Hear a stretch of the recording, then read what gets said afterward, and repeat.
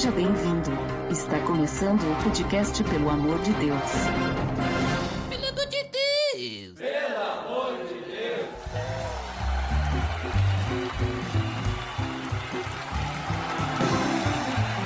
Tá no ar! Podcast Pelo Amor de Deus! Eu sou Ed The Drummer e hoje nós vamos mudar um pouco a conversa aqui no PDD. E pra isso eu chamei o nosso designer, o Marlon Vieira, pra conversa. Fala, Edu. E aí, galera? Beleza, cara? Também tá aqui nos visitando novamente o Abner Melanias. Fala, galera, beleza? Tudo certo. E voltando ao PDD também, um cabra, muito gente boa, Ivandro Menezes. Fala, cabraiada, tamo aí de novo. Bem pegado. E hoje nós vamos falar sobre assuntos que normalmente a gente não fala aqui no podcast, né? Existem outros podcasts que falam sobre isso, como os podcasts dos nossos visitantes, né? Ivandro Menezes, lá dos CabraCast, e Abner Melanias, lá do Achando Graça. Então, hoje a gente vai falar algumas coisas que não estamos acostumados aqui. Nós vamos falar de algumas coisas que têm incomodado cristãos do nosso país. Tá beleza, Edson.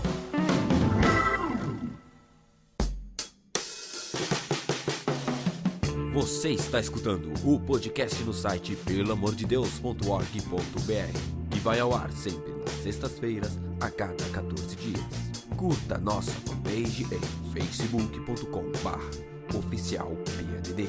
Também siga no Twitter, através do @_PADD. Ou entre em contato conosco através do e-mail contato@pelamordedeus.org.br.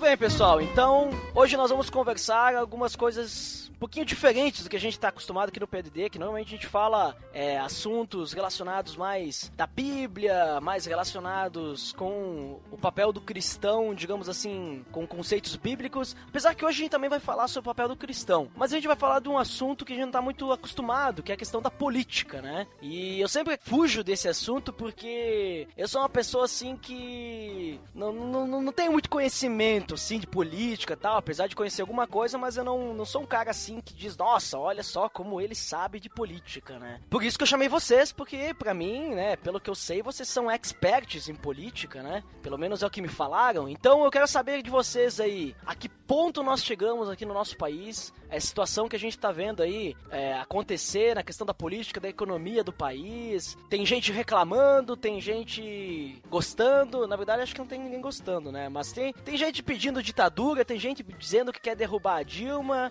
quer passar um tranque nela, tem gente dizendo que vai entrar em crise, que o Brasil vai morrer, que vai acontecer as piores coisas. E aí, como é que tá a situação aí? O que vocês podem me dizer? Já que vocês sabem mais do que eu, né? Vamos começar o cenário agora. Nunca na história desse país houve um escândalo maior de corrupção. Contas na Suíça, falta de água em São Paulo por falta de investimento, racionamento de energia, dólar na maior alta dos últimos 10 anos, coisa de 2,80, 2,90, alta nos preços, inflação fora do limite, e a nossa bancada evangélica, com o caso Eduardo Cunha, presidente da Câmara, preocupado com os homossexuais. O que vocês têm a dizer sobre isso? Cara, assim, é tão absurda a situação que nós estamos, assim, e absurda no sentido extraordinário mesmo da palavra, assim, porque existe uma tendência a reduzir a discussão política e econômica do país apenas ao executivo. Então, os microcosmos que são, por exemplo, a prefeitura da minha cidade,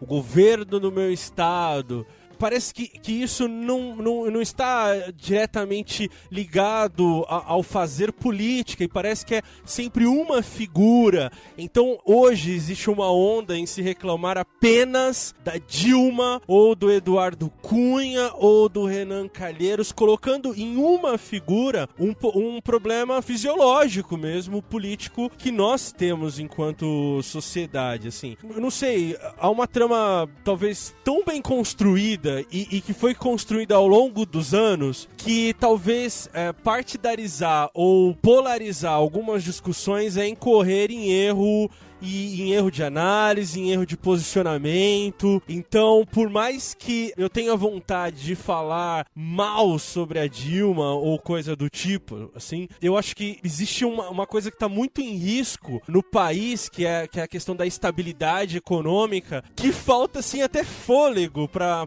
conversar a respeito disso de maneira correta, sabe? Eu entendo perfeitamente aí o que o Abner tá dizendo, porque uma coisa que eu achei interessante que eu vi no Facebook esses dias, agora eu não me lembro quem é que postou, não era um negócio assim compartilhado e tal, aquilo lá que a gente vê que propaga só Discord e tal, mas era um pensamento até eu achei inteligente, que foi exatamente o que tu falou, Abner. A pessoa disse assim, beleza, vamos derrubar a Dilma, vamos colocar a culpa na Dilma, porque o problema é a Dilma, e vamos deixar tudo que tá ao redor, ou seja, o partido inteiro, ou até mesmo o que ele comentou, né, no post, né, o PMDB, vamos deixar esses caras aí quietinhos, daí depois vamos ter uma outra eleição e tudo fica certo, né? Então parece que a gente bota a culpa numa pessoa, na Dilma e no vice-presidente. Se a gente derrubar eles, tudo se resolve. É como se eles fossem os únicos, né? Exato, e se exime de uma responsabilidade que também é sua, porque querendo ou não, nós estamos no jogo político. Então o que eu geralmente vejo, e quem tá escutando a gente vai ter essa sensação também, porque é muito do termômetro do que a gente tá vivendo, se eu votei na Dilma, eu vou defendê-la mesmo que ela faça coisas que estejam contra a minha base de valores morais, éticos, ou até mesmo pelo que eu acredito que seja uma política limpa. Se eu votei contra ela, então eu tenho todo o aparato de mídias sociais, de redes sociais, pra atacá-la, pedir o impeachment. Quer dizer, cara, tá faltando gente sóbria pra discutir a questão. De um lado, a gente tem uma conspiração ou teorias da conspiração com base em achismo da internet, filosofias de botequim, informações tortas, atravessadas. Há um exército, cara, existe mesmo gente paga pra retweetar, pra compartilhar, pra dar like, sem checar informação, pra reverberar algumas questões que, o que me parece, assim, maqueia a situação em si. A maioria está discutindo uma coisa, quando na verdade a gente deveria estar discutindo outra. Então, só que isso tudo é travestido de política. E na verdade não é só isso, sabe? Então, existe uma indignação seletiva que eu percebo também, que é, nós, como um todo, nos indignamos por alguns escândalos e por outros não. Então, para justificar algumas coisas, a gente se indigna, outras não. Outras passam ao largo. O que eu quero dizer com isso quando eu falei no começo sobre o microcosmo, ou seja, eu não me preocupo com a prefeitura da minha cidade, só que eu sou o primeiro a atacar o governo do meu país, entendeu? Então tem alguma coisa errada na construção desse cidadão brasileiro que não entende de política, mas arrota conhecer sobre política, sabe? O problema já é um câncer, né? Acho que é um problema social que vem desde a educação. Esse problema de atacar o governo e falar que somente ele tá errado, sabendo que nem o Edu falou de post no Facebook, o impeachment. Pô, todo mundo quer impeachment da Dilma, mas ninguém sabe o que vai acontecer após o impeachment da Dilma. Galera pedindo ditadura militar sem nunca ter passado um perrengue, né, de uma ditadura militar, né? O impeachment da Dilma, que estaria no vice, o Michel Temer, que está no poder, que aí se derrubasse ainda, como falam, como fosse tão fácil fazer um impeachment, né? Ainda depois, se acontecesse derrubar o Michel Temer, ainda teríamos uma outra eleição que nenhum cidadão brasileiro participaria, seria somente o pessoal da Câmara, que faria uma nova votação para uma outra pessoa. O problema é muito maior de educação e social, que, como você disse, Abner. Acho que essa parte de querer julgar os atos errados de corrupção começa desde aquela... quando você vai tirar uma carta de motorista, você vai pagar o quebra. O cara quer falar de corrupção, mas ele também é corrupto, entende? A nossa população, a pessoa, o cidadão brasileiro, parece que ele já tem essa coisa de querer se dar melhor em cima dos outros, né? Então, quando um cidadão desse chega ao poder, acaba acarretando esses problemas que a gente acaba vendo de corrupção, tipo, eu tô lá e roubo mesmo e tudo mais. Eu entendo também quando você fala que tem no Facebook essa questão de todo mundo querer saber falar sobre política, todo mundo querer atacar os ativistas de sofá, né? Então, é um problema muito maior do que somente a Dilma ou o Eduardo Cunha. Concordo com você.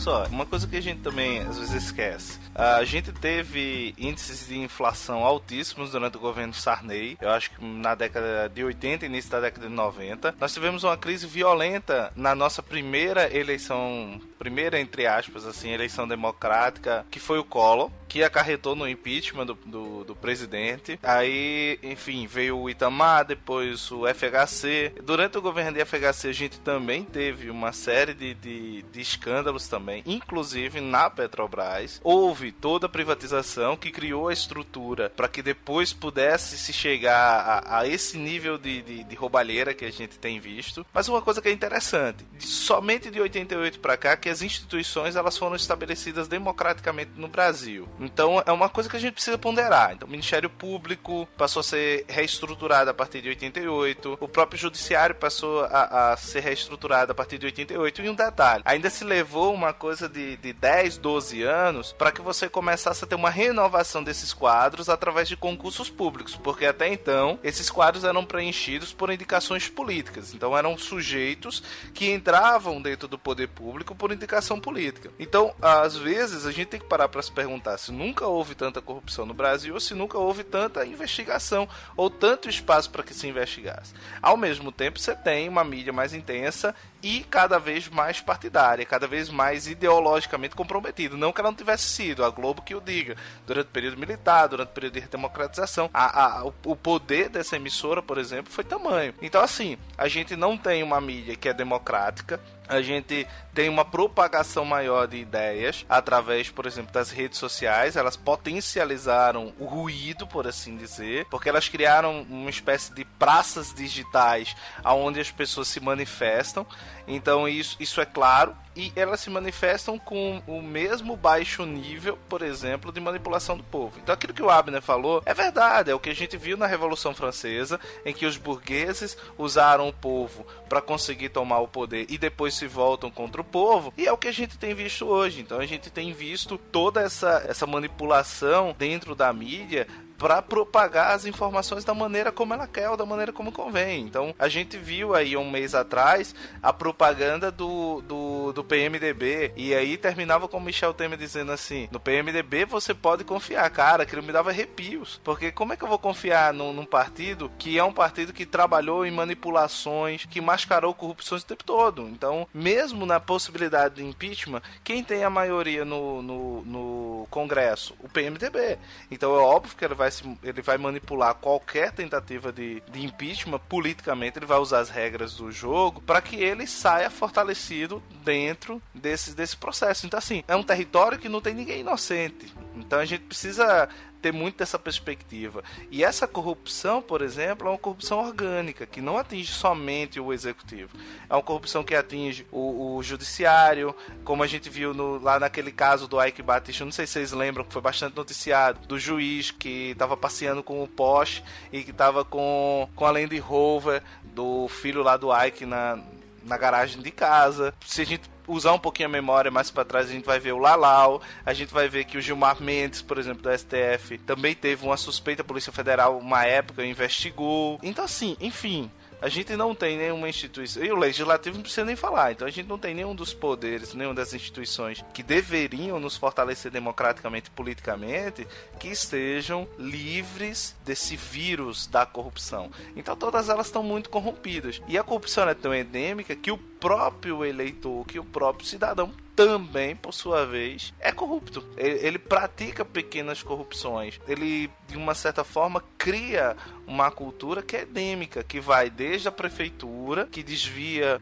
verbas da educação, que desvia verbas da merenda escolar para que se beneficie, como a gente tem visto uma série de escândalos de prefeitos que estão sendo presos e coisa e tal. E isso está se propagando, obviamente, e pelo menos na minha perspectiva míope, dentro dessa lógica de que você tem instituições que estão cada vez ficando mais sólidas, mais fortes e mais livres para poder usar da sua competência para investigar. Pelo menos é esse meu entendimento.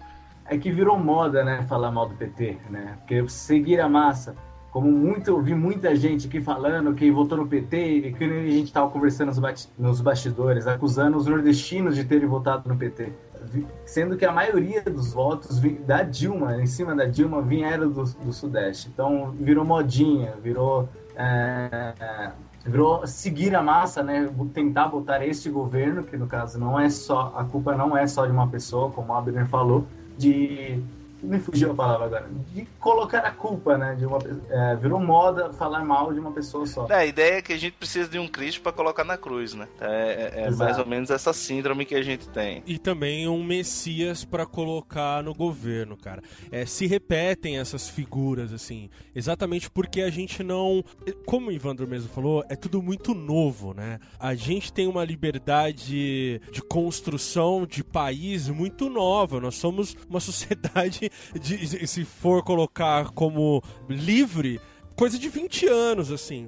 Mas é só pra, assim, encerrar e eu jogar, talvez, uma luz, assim, sobre o que eu penso, qual seria aí, diagnosticando o grande problema, juntando essa questão que o Ivandro falou sobre a corrupção, que é endêmica, mas ela tá, de alguma forma, não confrontada pela educação. Falta educação para entender por que e como por que nós somos tão corruptos. Eu não sei se eu consigo explicar mais ainda, que sim, se a gente fosse educado para entender que a corrupção, ela nos custa mais do que um jogo mais limpo, ficaria muito evidente que nós cresceríamos quanto sociedade, sabe?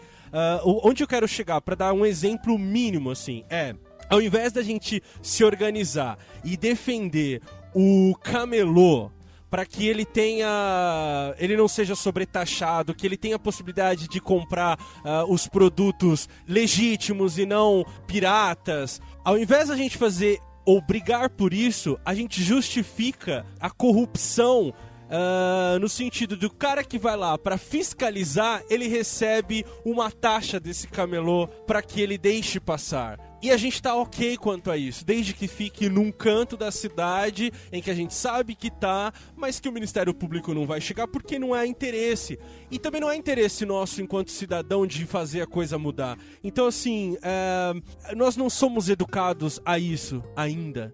Mas eu tenho esperança, cara. Eu tenho esperança.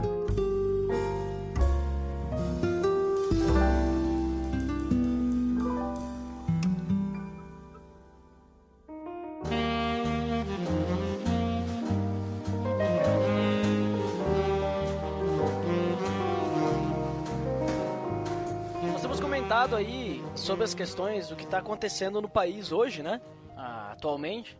E muito se fala aí nesse negócio, tem que derrubar o governo e tal, blá, blá, blá, blá. E a gente tem visto a situação econômica do país, esse todo, que nem já foi comentado, o escândalo da Petrobras. Teve recentemente ali essa alta inflação da gasolina e provavelmente algumas outras coisas podem subir também, né? Mas a questão é, derrubando o governo, tipo, todos os problemas se resolvem? A economia se resolve só com isso?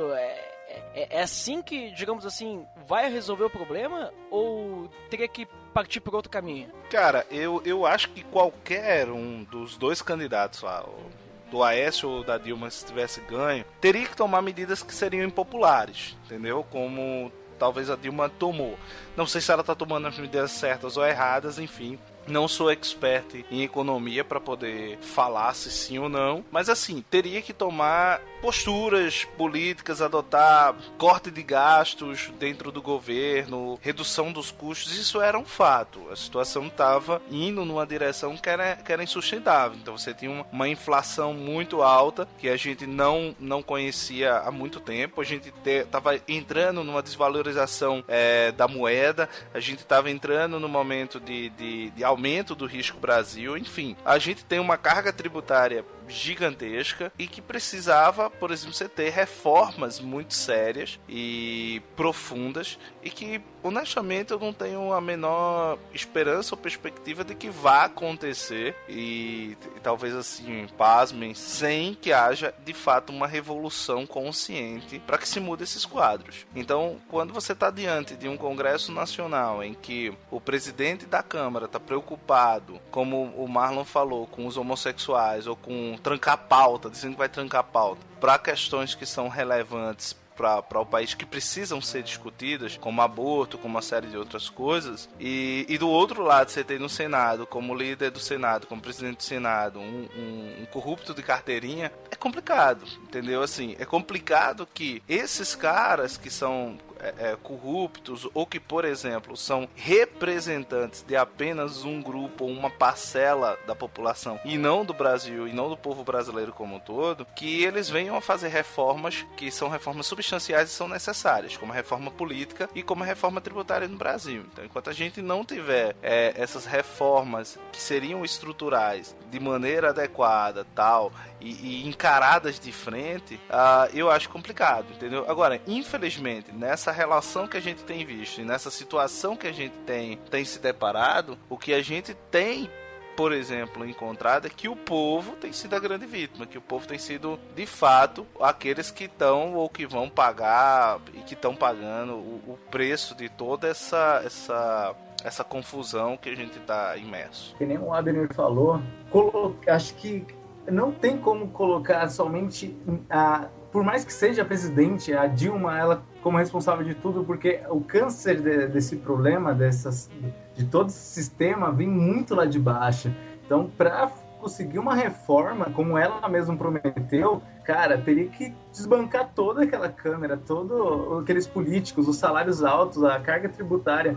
Então era uma reforma gigante. Então somente ela, acho que mesmo sendo presidente, não conseguiria ter, acho que, esse poder, esse cunho para fazer total essa mudança. Então ela está tentando, ela está sendo confrontada até mesmo pelo próprio partido, pelas atitudes que ela está tomando, mas não é muito agradável o cenário, não.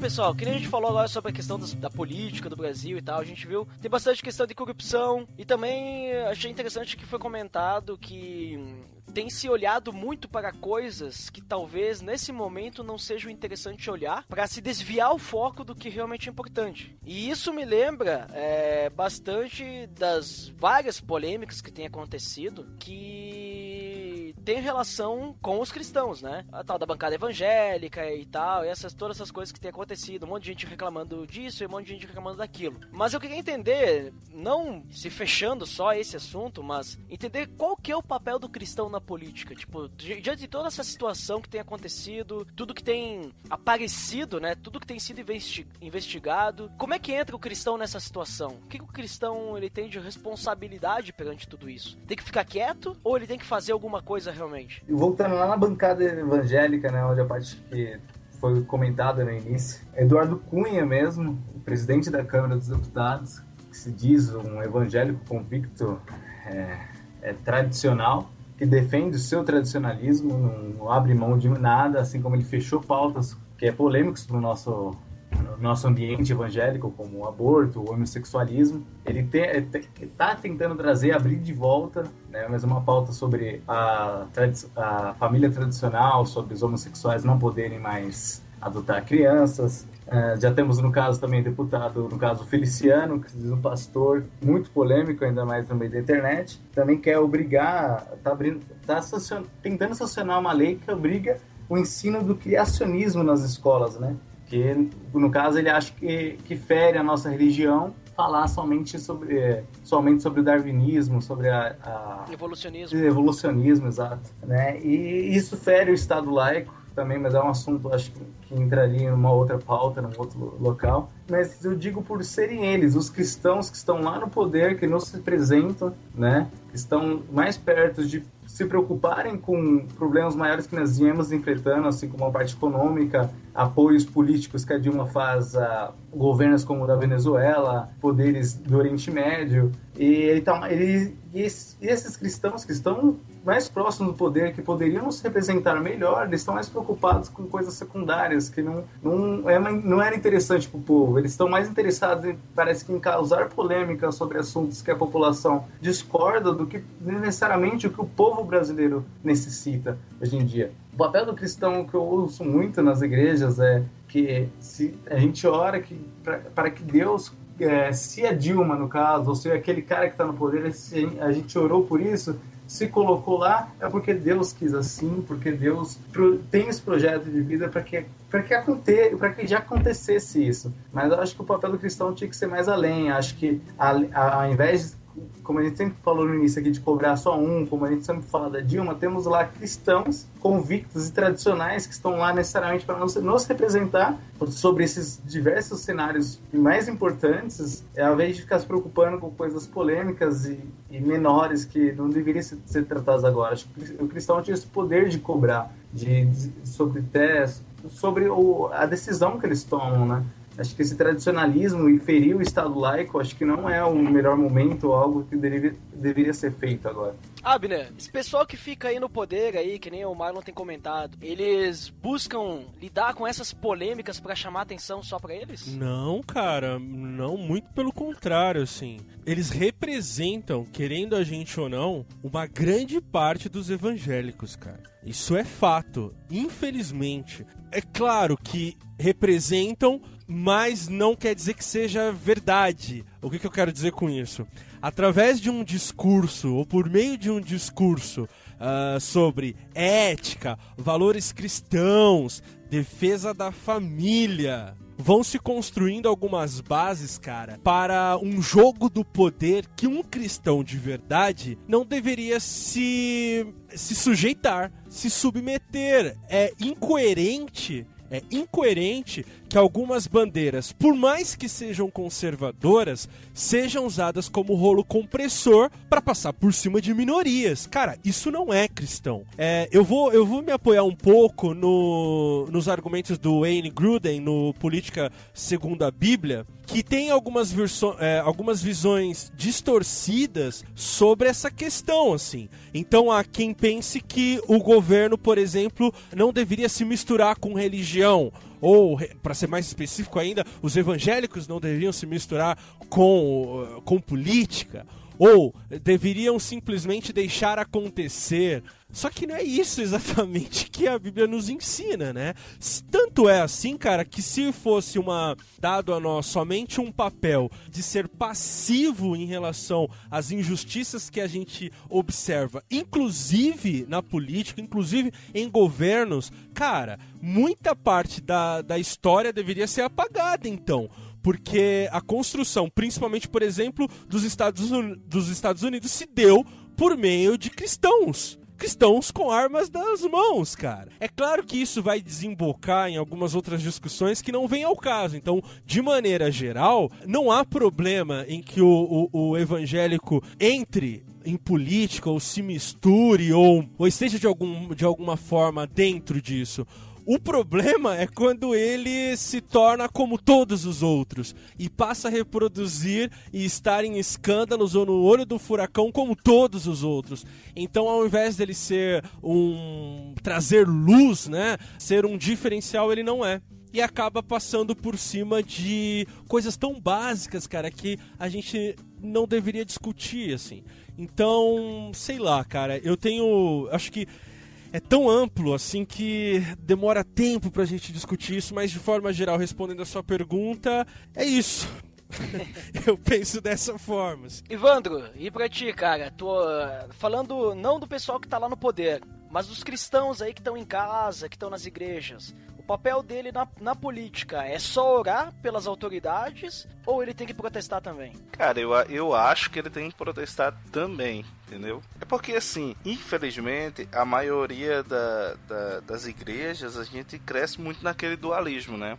Entre o secular e o sagrado, entre o do mundo e o gospel e o da igreja e tal. Essa mentalidade, assim, dividida, acaba afetando como se os cristãos só tivessem que olhar para o alto, só tivessem que se interessar por coisas espirituais e não por política, e não pelas coisas cotidianas, e não pelas coisas do nosso dia a dia. O problema disso é que você acaba negligenciando uma dimensão que é muito importante da missão cristã, que é a missão do testemunho, que é a questão de você testemunhar, testificar de Cristo, não apenas com uma pregação, não apenas com proselitismo, mas também através das nossas ações, através das nossas atitudes. Então acho que o cristão precisa ocupar ocupar todos os espaços dentro da sociedade. Senão, era melhor que a gente não saísse nem de casa para trabalhar, porque nós estamos ocupando um espaço que não é um espaço que tem a ver com uma atividade ou com uma dimensão espiritual. Então, obviamente que a gente precisa entender, igreja e Estado são duas coisas que precisam estar distintas, precisam estar separadas. Esse é, inclusive, um dos primados da reforma protestante, né? Que a igreja, ela deve estar separado, apartado do Estado. O Estado precisa ser laico, inclusive para garantir a nossa liberdade de crença. Porque sem um Estado laico, nós não temos, por exemplo, uma liberdade de crença. Quem me diz que os evangélicos que assumam, por exemplo, o poder, vamos supor, fazer uma suposição gigante aqui, que assumam o poder como... eles não vão, por exemplo, decretar uma religião oficial com princípios que são diferentes das nossas crenças pessoais, por exemplo. Daquilo que é propagado nas nossas igrejas. Então, a maior segurança que nós temos é exatamente o Estado laico. Agora, o cristão e a política, sim precisam estar envolvidos. E por que eles precisam estar envolvidos? Porque eu pelo menos partilho dessa convicção. Se nós tivermos bons cristãos envolvidos com a política, nós vamos começar a trazer um olhar de redenção a essa política. Porque aí eu estou deduzindo que esse sujeito ele não vai se corromper. E quando eu falo bons cristãos na política, eu não estou falando, e nem estou fugindo da sua pergunta, tá, Ed? Não estou falando do cristão que se candidata a algum cargo, mas eu estou falando do cristão que se envolve politicamente, que discute politicamente, que age diariamente politicamente. Que política tem uma dimensão muito mais ampla do que eleição, do que essa ideia de concorrer a cargos eleitorais. Mas nós exercemos atividades políticas quando nós estamos no entorno da nossa cidade. Então, nós vamos exercer atividades políticas quando eu me preocupar com a cidade, quando eu me preocupar com questões, quando eu participar ativamente disso, quando eu protestar pelas injustiças que estão acontecendo ao meu redor. E eu acho que esse é o papel cristão. Ele tem sim que se envolver com política, ele tem sim que trazer uma perspectiva, não diria uma perspectiva cristã, mas um olhar pelos valores que lhe foram incutidos, que ele carrega em si sobre essa política, para que a gente comece a modificar. Então o cristão tem que estar protestando? A meu ver, sim, entendeu? A maneira como você protesta é que pode ser de N formas, mas eu acho que o melhor protesto que a gente pode fazer hoje enquanto cristão é deixar de lado a alienação política que a maioria de nós, enquanto cristãos, temos, para a gente passar a ter uma consciência e passar a agir com uma ingenuidade menor do que a que a gente tem agido a ponto de demonizamos tal coisa, sabe? E divinizamos ou sacralizamos um outro político X, A, B, sabe? Para parar de acreditar que a resposta ou que a redenção ou que a solução está em partido A, em partido B, está no político A, no político B, e não está em nós, enquanto uma sociedade politicamente engajada, de clamar, de reivindicar. Então a gente está num nível tão rasteiro que basta que o político vá lá na nossa igreja, cite 3 ou 4 versículos da Bíblia, que a gente já se rendeu aos pés daquele sujeito. Então a gente precisa sim, urgentemente, se envolver e se engajar politicamente para que a gente quebre um pouco dessa alienação. Afinal de contas, quando Paulo escreve que nós somos embaixadores de Cristo, a gente precisa compreender que mais do que ser membro de uma outra pátria, mais do que ser representante de uma outra pátria, nós somos representantes dentro de uma pátria, dentro de um país, dentro de uma cultura que não nos pertence, mas na qual nós estamos inseridos, mas na qual nós estamos imersos. Então, se nós somos embaixadores, significa dizer que nós temos uma missão para com esse lugar. Então, basta, sabe, a gente tem que parar um pouquinho de ficar olhando para o alto, para a gente começar a olhar para o lado, para a gente começar a olhar para o próximo. E eu acho que isso inclusive está inserido, e eu vou forçar a barra aqui, mas eu acho que isso está inserido inclusive dentro do mandamento de você amar o próximo. É impossível eu amar o próximo quando eu não me preocupo com as condições políticas na qual ele está inserido. Quando eu, por exemplo, me calo diante do prefeito que rouba a merenda da escola e que você vai ter um menino que vai passar fome. Ou quando eu não me preocupo com esses desvios, por exemplo, feitos por políticos, não protesto por isso, e você tem crianças, como tem aqui no sertão, que precisam subir num pau de arara. Pau de arara, pra quem não sabe o que é um caminhão com umas tábuas batidas na carroceria, e que as crianças vão ali sentadas em cima de um pau de arara, correndo risco de um acidente ou disso, daquilo outro. Escolas sucateadas, sabe? É isso que a gente percebe. E por que isso está assim? Porque falta dinheiro? Não. porque falta, na verdade, pessoas que conscientemente protestem, que pessoas que conscientemente não aceitem, pessoas que conscientemente boicotem, não votem, sabe? Abram a sua boca para clamar. E a igreja é, sem dúvida alguma, uma instituição política e social extremamente importante e relevante, mas que está cheia, repleta em suas fileiras de gente alienada, de gente omissa que não se preocupa em buscar, em protestar por isso. Eu só queria fazer um adendo na minha fala anterior, cara, que é o seguinte, para não ser incoerente com algumas outras posições que eu já dei em outros podcasts. Cara, eu acredito sim que o cristão deva se envolver em esferas de política, sim. Porém, a igreja, não. A igreja como instituição, ela não foi criada com a missão de interferir diretamente em política. E todas as vezes que ela fez isso, historicamente, problemas pesados aconteceram, assim. Então, só pra frisar isso, pra não deixar solto, minha posição, a igreja deve se dedicar à missão que ela tem, que foi dada por Deus, cara. Agora, o cristão, sim, ele deve se envolver. Aí você vai falar, mas poxa, ou alguém pode falar, mas nós somos a igreja, esse argumento que é tão falho, mas enfim.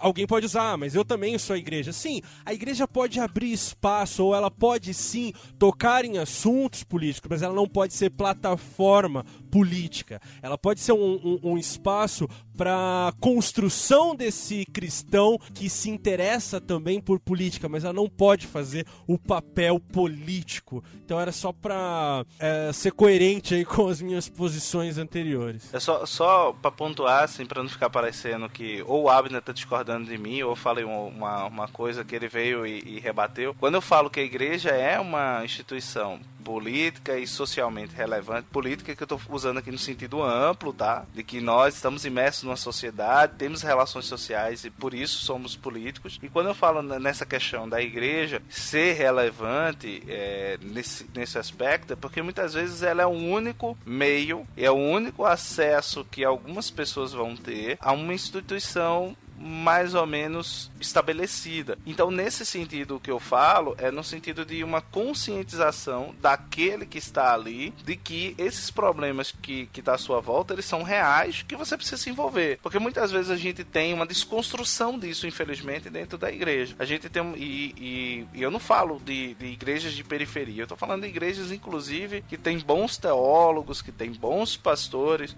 à frente, e que vai dizer, olha, esses problemas são problemas que nós não devemos nos preocupar e você não deve se envolver com isso. Eu me lembro muito bem das timelines de Facebook durante as manifestações de junho de 2013 e isso foi muito notório de você perceber que vários líderes renomados, vários cristãos renomados no nosso país, eles se pronunciaram contra os cristãos que fossem pra rua, tal. Mas é bacana ver que vários desses mesmos líderes, durante a campanha eleitoral, eles se posicionaram completamente em posturas de ultradireita, defendendo o candidato A contra a candidata X, e isso foi muito nítido também. Então, assim, esse envolvimento do cristão com a política, eu concordo, como eu falei lá no início da minha fala, igreja e Estado, não. Cristão e política, sim, porque isso aí é uma outra coisa. A igreja se envolver na agenda do Estado é um problema. Da mesma forma como o Estado interferir na agenda da igreja é um outro problema. Agora, eu acho que a igreja ela é um centro relevante para você, pelo menos, criar uma consciência no povo de que ele precisa protestar, de que ele precisa ir adiante, não no sentido de você construir ou de tornar a igreja um centro de formação de guerrilheiros. Não é essa a ideia. Mas a ideia é de que, mesmo na propagação do evangelho, ela traga às pessoas clareza de um entendimento de que elas precisam se preocupar com o outro e que se preocupar com o outro também tem essa dimensão política de você protestar contra a corrupção, de você protestar contra aquilo que está errado e de você, por exemplo, se informar sobre isso. E isso não é o que a gente vê, infelizmente, em muitas igrejas. Só pra finalizar, eu quero lembrar, como tá muito sério aqui o podcast, né, quero levantar uma outra polêmica, lembrando que os evangélicos, eles protestam muito melhor que os católicos, porque apesar de ambos serem cristãos, os evangélicos são protestantes. Caraca, sério que teve isso? Caraca.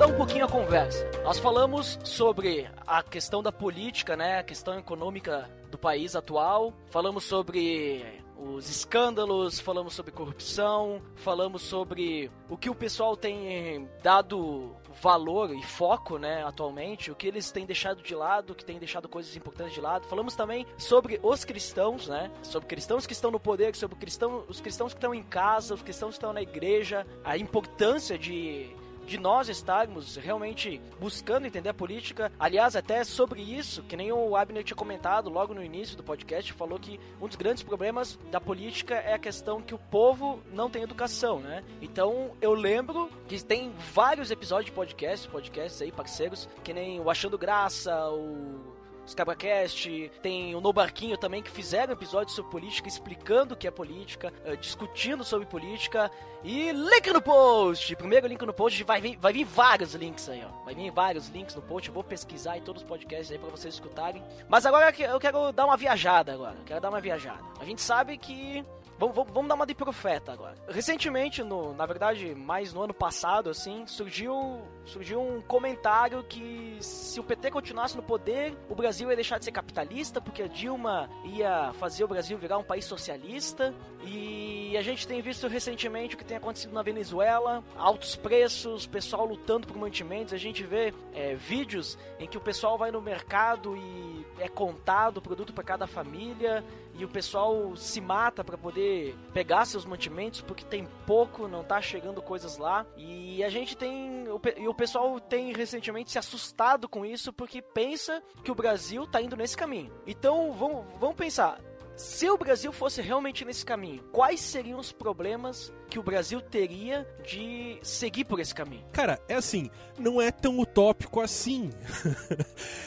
Eu vejo com muita temeridade, cara, alguns discursos que vocês já devem ter ouvido, assim, que é, olha, o problema, ou a solução para o problema no Brasil é mais democracia, é mais participação popular. O problema é que os cidadãos não participam. O problema é que existe uma máfia que... Cara, vamos tomar cuidado, porque é o seguinte, isso pressupõe que para ter mais participação popular, a sociedade deve se organizar formalmente através de movimentos sociais. Mas lembro que o governo atual é o grande maestro de boa parte dos movimentos sociais que nós temos. Então vamos lá, pé no freio, calma, muita calma nessa hora, assim. Por que eu digo isso? Porque, assim, esse tipo de movimento não é novo. Existe na história mesmo uma tradição de se buscar discursos como democracia popular e muitos países acabaram num socialismo real através desse discurso. Então eu vou citar exemplos como a República Popular Democrática da Coreia, que a gente chama de Coreia do Norte, a República Popular da China, ou até mesmo aí, historicamente, a Alemanha Oriental, ou alguns países mesmo africanos. Ou seja, através de um discurso que é pro bem do povo, que é pro bem da sociedade, passa-se um cheque em branco pro governo ou pro Estado fazer o que ele quiser em prol da boa convivência, o bem-estar social. Então, assim, cara, não é tão utópico assim. Eu sei que parece um pouco alarmante, mas eu fico muito desconfiado de discursos assim. Então, talvez para iniciar o nosso papo, esse seria aí a minha contribuição. Concorda com o Abner, Evandro? Tu acha que realmente o Brasil ele tá correndo um risco de chegar nessa situação? Cara, eu concordo, em partes, mas concordo. Eu acho assim que esse risco a gente corre desde que a gente elegeu o Lula. Então, assim, a partir do momento que tu elege um presidente de esquerda que tem toda uma trajetória política calcada dentro do discurso do socialismo, vinculada sindicatos, vinculado a movimentos sociais, como o Abner citou, e eu pergunto a vocês, me respondam qual é o movimento social que vocês conhecem no Brasil, articulado, organizado, que não professe uma doutrina socialista, ou de esquerda, ou que não levante bandeiras vermelhas. Então assim, a partir do momento que a gente elegeu o Lula, você já iria, obviamente, ter esse processo de virada para a esquerda. Isso aí é fato. Eu não sei se a gente chegaria a um socialismo propriamente dito. Não tenho muita certeza se a gente chegaria a, por exemplo, a virar uma Cuba ou a virar uma Venezuela, por exemplo. Porque a gente depende extremamente do modo de vida capitalista para você poder manter, inclusive, os programas assistencialistas do governo. Então, eu concordo com o Abner, sim, de que essa história de que o povo precisa participar mais, que a gente precisa ampliar as ferramentas, os instrumentos de democracia, que a gente precisa ouvir mais, que a gente precisa, por exemplo, criar orçamentos participativos ou para além disso, sim, é um problema.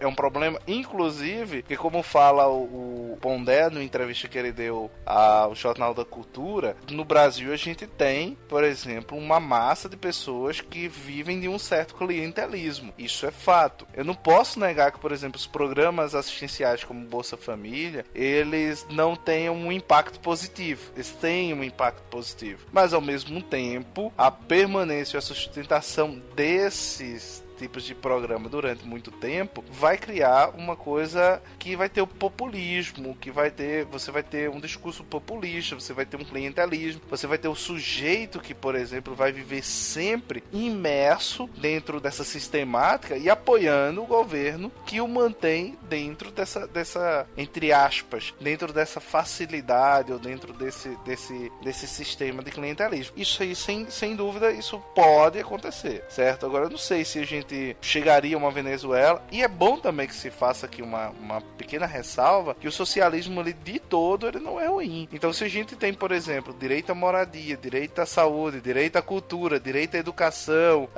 os direitos trabalhistas, todas elas são conquistas ideologicamente socialistas, né? Agora, que foram incorporadas por nações que eram capitalistas. E eu não vou citar nenhuma nação absurda. Por exemplo, a primeira Constituição a ter direitos sociais foi a Constituição Mexicana de 1917, seguida em 1919 da Constituição Alemã, que é a Constituição Alemã de Weimar. Então, essas duas legislações, elas inauguram, por exemplo, uma nova era dentro que é o que a gente chama de estado de bem-estar social, que quebra, obviamente, com a ideia do liberalismo, e mesmo os Estados Unidos cedem a isso em 1929, com a quebra da Bolsa de Nova York, e em 1999, ou 2009, agora vocês me pegaram, que foi a segunda crise lá, que foi a crise que o Obama pegou logo no início do seu mandato, de 2009, né? Então, também ele acaba se rendendo a algumas dessas posturas que seriam tipicamente socialistas, de uma intervenção, de uma ação visando garantir certos direitos, afirmar certos direitos que, por sua vez, visam garantir a esse sujeito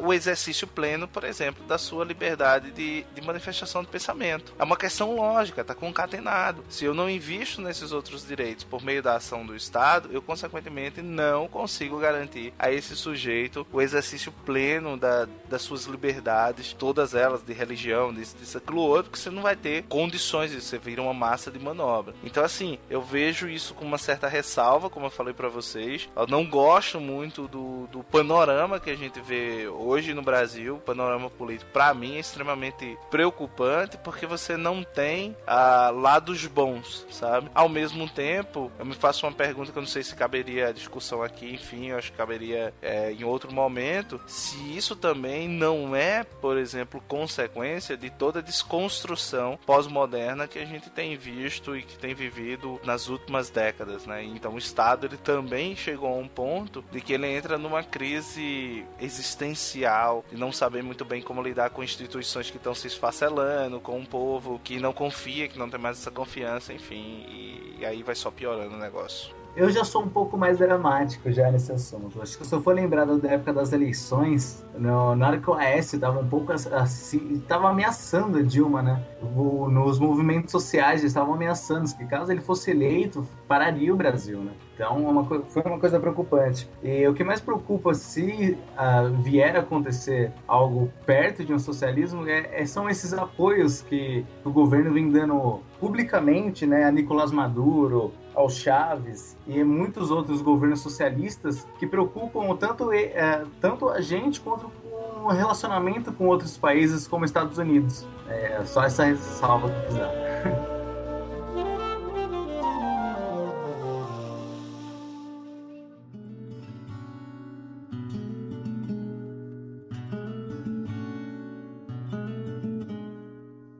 Mas aí eu te pergunto, e se o Brasil virasse realmente socialista, né? E acontecesse aí, digamos que o Brasil fosse a nova Venezuela, e tivesse aí lutando aí pelo alimento, lutando por tudo, né? Tivesse que lutar. E a gente tem todo a nossa ética cristã, né? De amar o próximo e essas coisas assim. Como que o cristão seria afetado, na tua opinião, Marlon? O cristão, ele é... a gente vive hoje uma massa evangélica cristã no país que não segue, eles, como é que eu posso dizer, meio egoísta.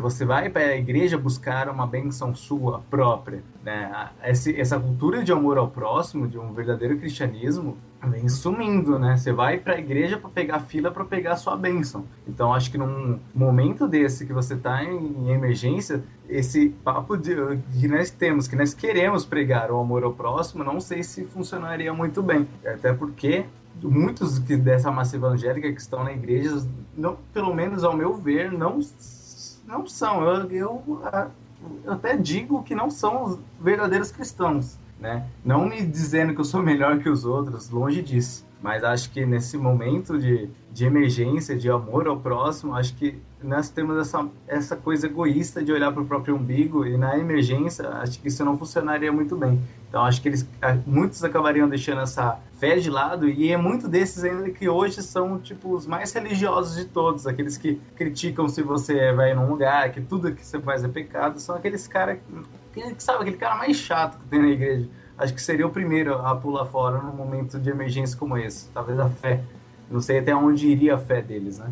E vocês aí, Vando e Abner, vocês acham então que Mateus 6,33 que diz que pra gente buscar em primeiro lugar o reino de Deus e todas as coisas serão acrescentadas, que ele tá falando de vestimenta, de comida, que é uma forma de um cristão ficar tranquilo, quer dizer que isso aí ia pro espaço. Vocês acham isso? Concordo com o Marlon? Olha, cara, a gente tem exemplos bem duros em relação a ser cristãos em países em que há uma obrigação de se obedecer algumas leis que diretamente entram em confronto com a nossa fé. Então fica muito evidente para mim que Hebreus 11, 36, 37 vai ser a realidade, cara. Que alguns outros vão experimentar escárnios, açoites, cadeias, prisões. Alguns serão apedrejados, serrados, tentados, mortos, ao fio da espada. E, cara, aflição, ser maltratado. Assim, óbvio, a gente tá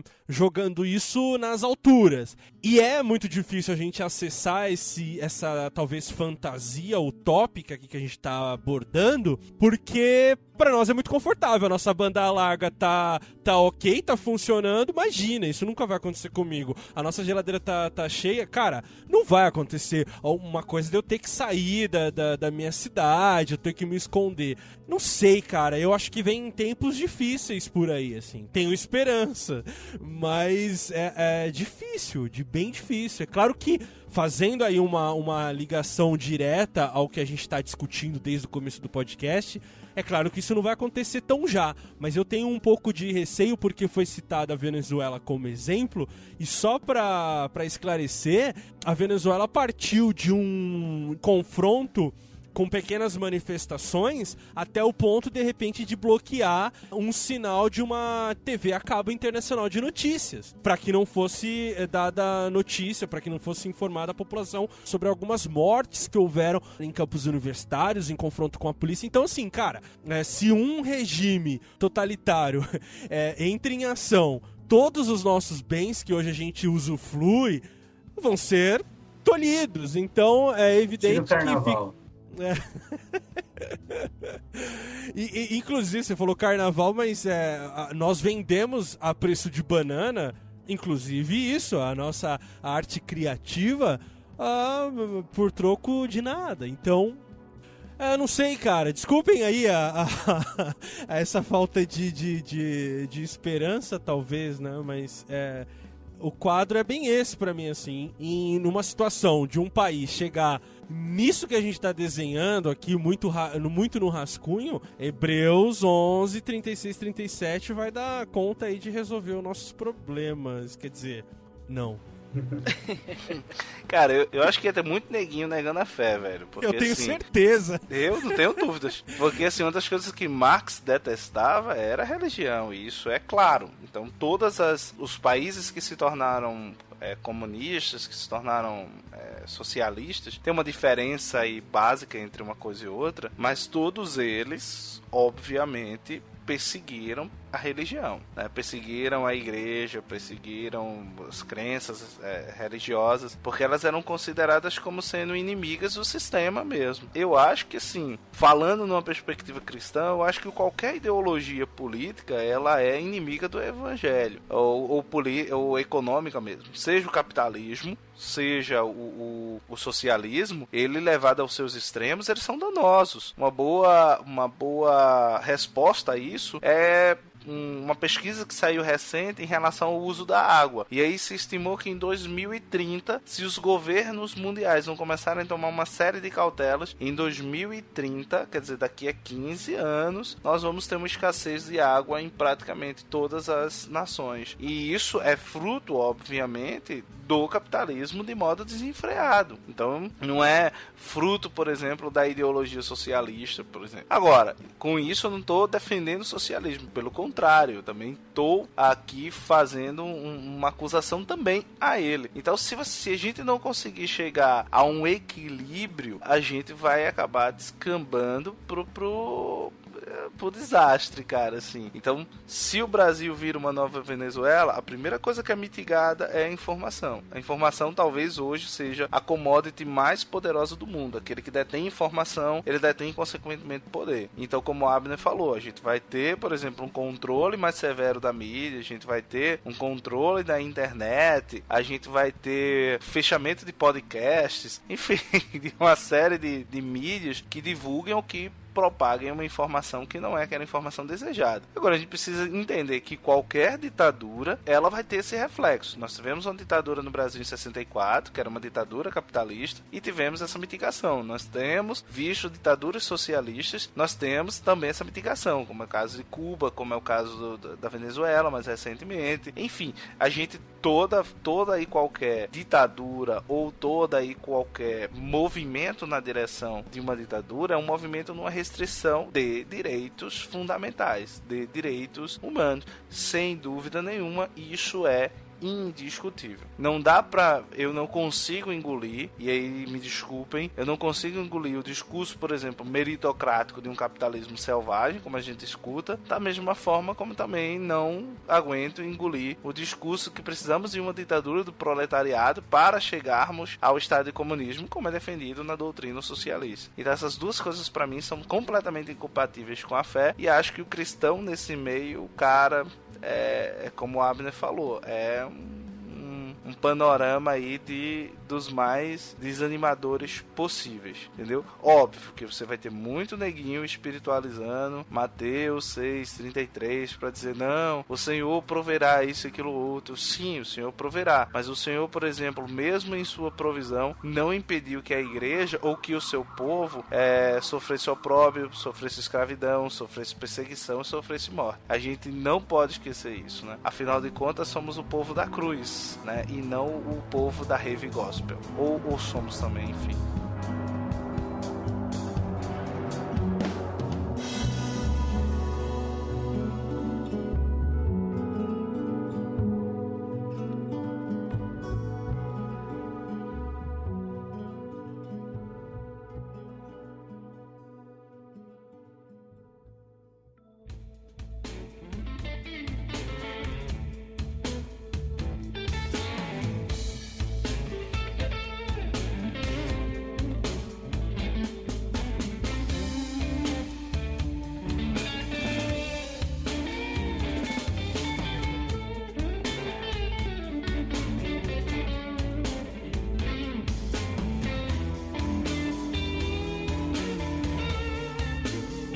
Muito bem, pessoal, então tivemos aí um papo longo, papo sobre política, sobre os cristãos na política, também um momento de uma conversa utópica, que segundo o Abner, pode não ser tão utópica assim, pode estar ali, o fim pode estar próximo já.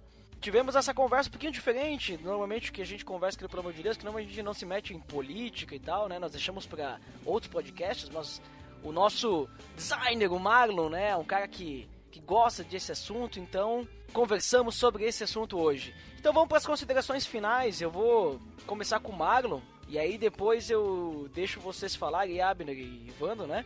Que aí vocês podem fazer o jabá do podcast de vocês também, se quiser indicar alguma outra coisa. Então, Marlon, suas considerações finais sobre o assunto. Eu vou ilustrar uma história que meu pai contava pra mim. De um senhor, no meio de uma enchente, chegava e as pessoas, vamos fugir. Dele, não, vou ficar aqui porque Deus vai me salvar. Aí chega, as pessoas vão lá e vamos, senhor, vamos embora. Não, Deus vai me salvar. A enchente começa a subir e vem um barco. Vem, senhor, vamos embora. Não, Deus vai me salvar. A água continua subindo, vem um helicóptero. Não, Deus vai me salvar. Por fim, o senhor morreu, né?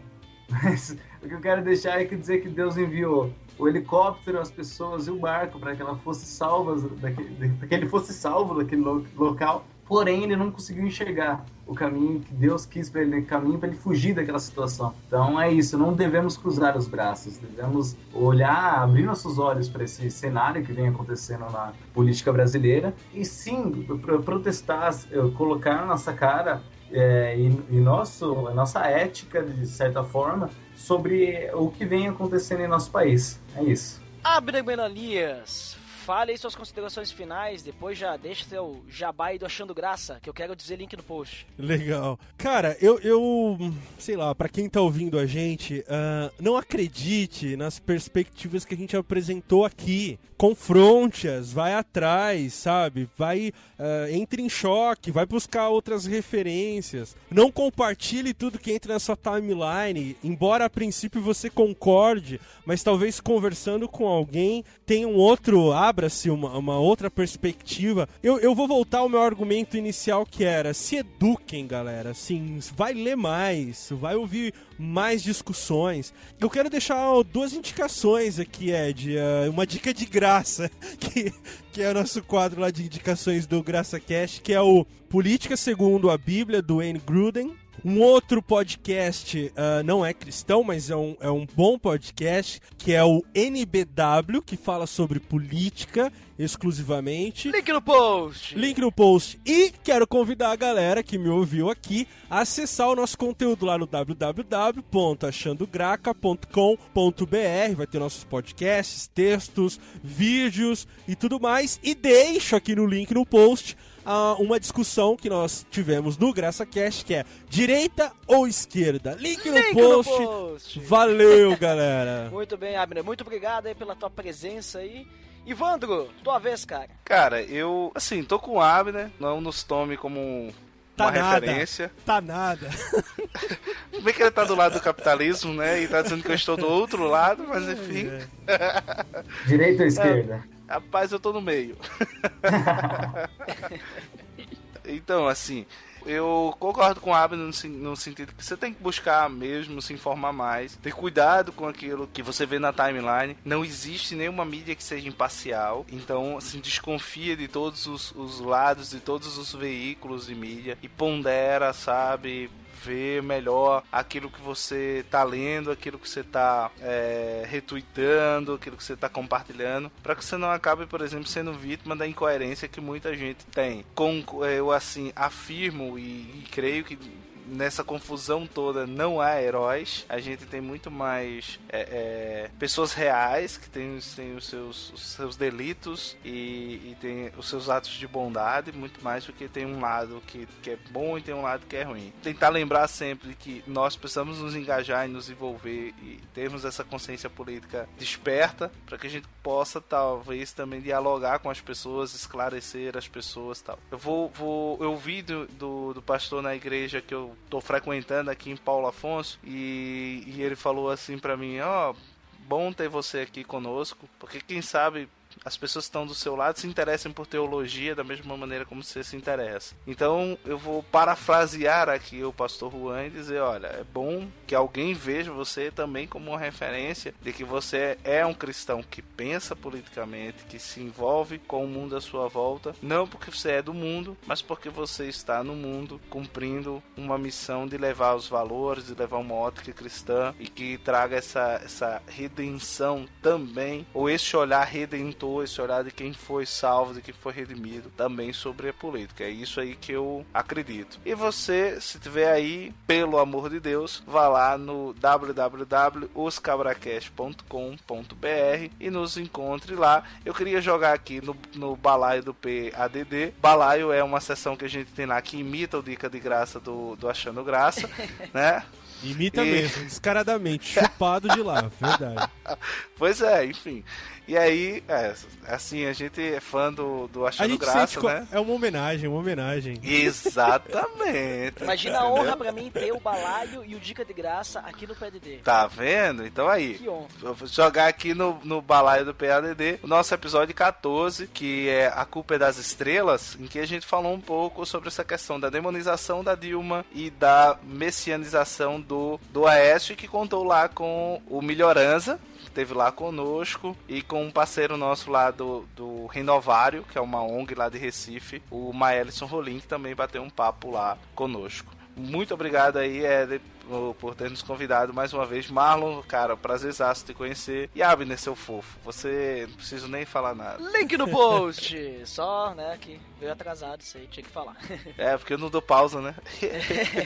Mas muito obrigado, pessoal. Obrigado, Marlon. Obrigado, Ivandro. Obrigado, Abner, por participarem aí dessa conversa que a gente teve. Como eu falei no início, né, eu não sou um expert em política, mas vocês são, né, eu percebi. E aprendi muito, espero que o ouvinte também tenha aprendido muito. E eu consigo concluir minha consideração final, no caso, né, escutando vocês debaterem aí e tal, é algo que eu percebi bem forte, que a gente tem que buscar estudar, buscar conhecer a política e fazer a diferença, né? Porque o cristão, como a gente vê na Bíblia, ele tá aqui pra fazer diferença, e a gente pode fazer também a diferença demonstrando que a gente se interessa pela política, demonstrando que a gente se interessa pelo nosso país, demonstrando que a gente quer amar o próximo, amando, digamos assim, todas as pessoas do nosso país, querendo ajudar, né? Então, e pra você que tá nos ouvindo, então se você quer se educar também, eu deixei vários links no post aí de alguns podcasts, aí tem mais as 2 indicações, Achando Graça e dos Cabracast, pra você escutar, conhecer mais de política, tem do NBW, tem no Barquinho aí, tem no post, tem vários podcasts que você pode escutar pra se educar mais. Então é isso, até o próximo episódio, e pra quem vai ficar pra área de feedback, então daqui a pouco. Até mais! Falou, Beleza? Tchau. Tchau.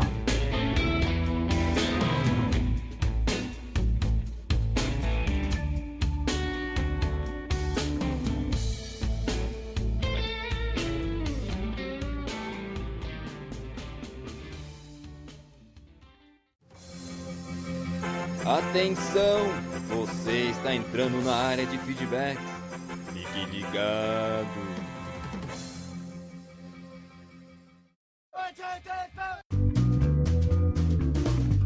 Estamos na área de feedbacks do PDD. Opa! Fantástico! Uau! Dandeco aqui comigo, ao meu lado direito. Como sempre, vejam. Veja Sentado só. ao lado direito do pai. Não. Eu não sou pai de ninguém, mas vamos lá falar sobre os feedbacks. Mas primeiro, Dandy, o clássico, o inimaginável, o enigmático, o feed. Opa! Pelo amor de Deus.org.br/feed/podcast. E se você quiser acessar o nosso iTunes para dar as estrelinhas, para comentar lá no iTunes, você acessa pelo amor de Deus.org.br/iTunes. Opa, Nossa, quase falei quase feed, foi, né? hein? Quase falei feed. Mas agora sim, vamos aos feedbacks do episódio 46, que falamos sobre Abraão, que está completíssimo. Nossa. Muitos feedbacks, nós vamos ler apenas 2 para poder ler 100% dos feedbacks. Mas 2 de peso, veja. 2 de peso, 2 feedbacks dos comentaristas, dos feedbackadores, no caso, né? oficiais do PDD. O primeiro é ele. Opa, o Felipe Fraga. Que disse Felipe Fraga? Nossa, ele falou várias coisas. Abrão tem muitos filhos ele tem. Eu sou um deles, você também. Essa aí, clássica. Depois, insira aqui um elogio ao podcast como mítico, ou tá de pá, irabens, como sempre. Ele fez trocadilho com o pai, né? Parabéns a esse Felipe Fraga. O que ele disse? Realmente o lance de Isaac, mesmo já clichê hoje em dia, o que às vezes torna falar sobre a passagem desgastante para alguns, é uma história interessante. Eu sempre fico com o pé atrás e um pouco de receio de quando interpretam Abraão falando: eu vou subir com o menino, vamos adorar e já voltamos. Como um comprovante de fé de Abraão que o menino ia ressuscitar, ou mesmo que já tinha claro que algum animal ia morrer no lugar, pois a Bíblia simplesmente relata a passagem e não diz se está certo ou errado o que ele disse. É isso aí.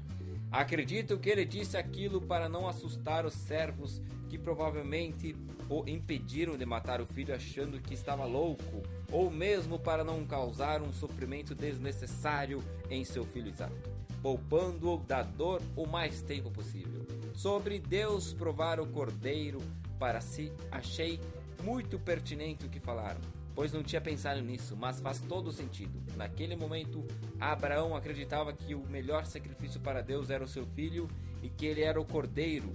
Claro que, como não era um assassino, não ficou pulando de alegria com isso.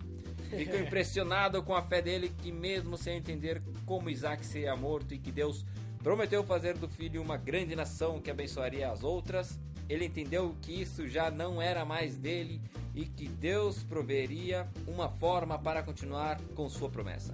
Aí, ressurreição é subtendida nesse trecho. Para a sorte de Isaac, tinha um carneiro. Bendito seja o carneiro! Feliz foi o Isaac! Fantástico! E aí ele continua: pobre do Ismael, tenho dó do cara. Pelo menos não morreu de sede como o pessoal de São Paulo. Que piadista é esse? E outra, hein? Será que Abraão tinha servas com outras letras no nosso alfabeto? Tipo H, R. Podia ter a I, R, J, R, K, R. Você entendeu? Essa piada dele é uma piada que você precisa pensar. Porque H e R é agar.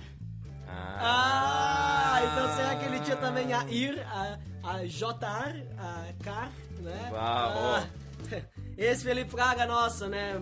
Fazendo nós pensarmos para entender essas piadas. Essa eu disse, boa piada, eu disse pra ele. Essa foi boa porque essa assim, tipo assim, ele pegou lá do fundo da gramática, né? Tem que pensar. Essa não é qualquer um que consegue entender. Não é qualquer um que dá risada. Depois que eu entendi, eu dei risada. Não digo que foi rápido, assim, também não foi demorado, né? Mas, né? Esse é o Felipe Fraga dando seu ar da graça, né? Não que está... momento. Isso, esse é o Felipe Fraga ali dando o ar da sua graça nos Feedbacks PDD. Seja você como o Felipe Fraga e dê também o ar da sua graça aqui nos Feedbacks PDD.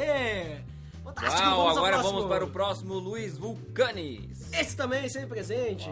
Mais um ótimo episódio. Realmente é impossível imaginar o que passou na cabeça de Abraão quando Deus pediu o sacrifício de Isaac. Na verdade, apesar de o sacrifício não ter se consumado, ele foi realizado no coração de Abraão 3 dias antes, ao acatar a ordem de vida. Um homem como qualquer um de nós, com seus defeitos, pecados, erros, mas disposto a andar na promessa de Deus. Isso nos ensina que se estivermos dispostos a trilhar o caminho proposto por Jeová, coisas extraordinárias irão acontecer. Grande abraço! Grande abraço! Ambos os comentários falaram sobre o sacrifício de Isaac, né? O que você acha, Dante? Você acha que Abraão sabia que ele não ia ter que sacrificar o Isaac, né? Ou ele realmente não sabia e Deus aí proveu o cordeiro lá na hora, lá? Olha, isso pra mim tudo se resume na fé, né? Na fé, né? Então, a nossa fé em Deus tem que ser tamanha ao ponto de não saber o que vai acontecer no futuro. Mas acreditar. Mas confiamos em Deus e Ele vai sempre ter o melhor pra gente. É isso aí, confiamos também em Deus, porque agora vamos ter as indicações! Uau! O Dia das Mulheres e o Evangelho, no Teologia de Boteco 01. Uau. Esse aí é o episódio lá do site Crentaços. Estamos indicando porque foi muito boa essa conversa aí. Muito boa mesmo, vale a pena escutar. E é isso, né? Hoje, 100% dos comentários. 100% dos comentários lidos, aquela sensação de dever cumprido, né? Opa, mas ficou faltando uma coisa. O quê? Link no post!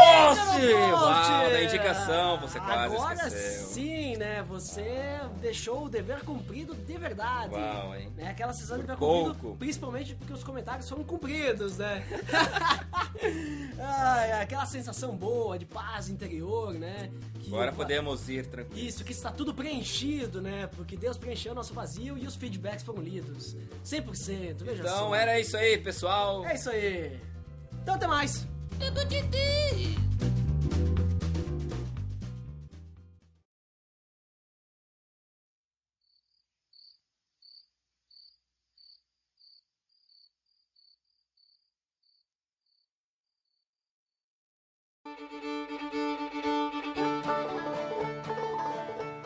Mas eu acho que a gente tem que ter essa ousadia mesmo, cara, de falar de assuntos que normalmente a gente não falaria dentro da igreja. Afinal de contas, às vezes eu tenho a sensação de que às vezes, pelo fato da gente ser um podcast cristão, a gente tem que necessariamente fazer uma espécie de EBD virtual. E às vezes eu acho que não, acho que a gente tem que aproveitar o espaço do podcast pra gente falar, às vezes, de coisas que a gente não falaria na igreja, por exemplo. Eu que não tenho espaço na igreja pra falar, entendeu? No meu caso, por exemplo, que eu tenho uma perspectiva que não parece, mas eu tenho uma perspectiva mais reformada e tal. Para mim, o espaço da igreja é um espaço para que o evangelho seja pregado, entendeu? Então você tomar o púlpito para falar de outras coisas é um negócio que eu não acho muito interessante. Mas, por exemplo, você abrir essas discussões em pequenos grupos é possível, mas como às vezes você não tem, eu acho que a mídia do podcast eu acho que é uma ferramenta muito, muito bacana de você discutir isso. Eu já ouvi várias coisas em podcast que eu nunca ouvi na igreja nos meus 10 anos de conversão. Então, assim, eu acho que o podcast tem essa capacidade de nos fazer refletir uma série de coisas que, às vezes, a igreja, enfim, ou ela não tem esse espaço para fazer isso, ou ela não tem esse interesse, entendeu? Ou ela não consegue, por exemplo, reunir pessoas tão plurais como a gente consegue reunir para discutir com a liberdade que a gente fala no podcast, né? A gente tem uma liberdade maior. A gente não tem que passar por uma assembleia, por exemplo, para poder dizer isso ou aquilo outro, o que é muito bom.